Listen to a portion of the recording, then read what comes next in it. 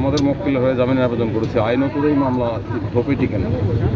আইনত আদালতের উপর বিশ্বাস করি, ভরসা করি, আদালত সমস্ত চাপের ঊর্ধ্ব থেকে ন্যায় বিচার দেবেন, সিদ্ধান্ত দেবেন। এই মামলা তো আপনার ধোপে টিকে না।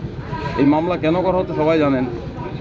কে শ্লীল কে অশ্লীল এটা তো পুলিশ বিচার করবে না, এটার জন্য করা হয়নি। সারা রাজ্যেই অশ্লীলতার তাণ্ডব চলছে। এই মামলাটা করা হচ্ছে একটা মেসেজ দেওয়ার জন্য, কেউ সমাজে মুখ না করে। এইটা হচ্ছে মামলার মূল নির্যাস। এই কি বলে, ওর নাম কি ক্লায়েন্টের, মাধবীকে টার্গেট করা হয়েছে। মাধবী সরকারের বিরুদ্ধে মুখ খুলছিল। মাধুরীর বিরুদ্ধে আরও দুটো মামলা আছে। মাধুরীকে গত 1 মাস ধরে বারবার থানায় ডেকে বলা হচ্ছিল আপনি দয়া করে, থানা খারাপ ব্যবহার করেনি, যেটা আমি সব মিথ্যা কথা বলবো না, তারা শুধু হাত জোর করে বলছিল আপনারা আমাকে বিড়ম্বনা থেকে বাঁচান, সরকারের বিরুদ্ধে মুখ খুলবেন না। এখন পুলিশকে দিয়ে আর সরকারের বিরুদ্ধে মুখ খোলানো বন্ধ রাখা যাবে? একজন মাধবীকে জেলে পাঠিয়েছে, আরও মাধবী মুখ খুলবে। আর অশ্লীলতা এগুলো নিয়ে, এগুলো তো মূল বিষয় না। মূল বিষয় হচ্ছে মুখ বন্ধ করা।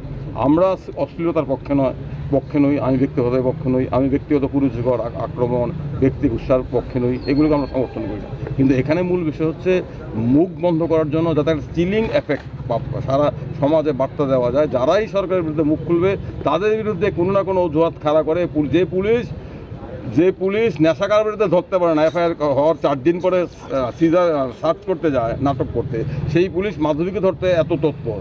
বন্ধের দিন সেই পুলিশ কোথায় ছিল? এতে তো মানুষ দেখছেন। আমরা আদালতের কাছে বলেছি কোনো ধারাই টেকে না, কোনো ধারাই। আটকও বেআইনি, গ্রেপ্তারও বেআইনি। কারণ মাধুরীকে তার বিরুদ্ধে মূল অভিযোগ সেটা ground of arrest, reason of অ্যারেস্টে জানানো হয়নি। তা আমরা আদালতের উপর ভরসা রাখছি। আদালত ধৈর্য সহকারে আমাদের বক্তব্য শুনছেন।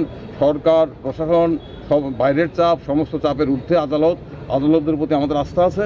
আমরা আশা করি মাধবী মুক্তি পাবে, কোনো মামলাই ধোপে টিকবে না। আর আমি যেটা বলতে চাই, এইভাবে মুখ বন্ধ করা যায় না।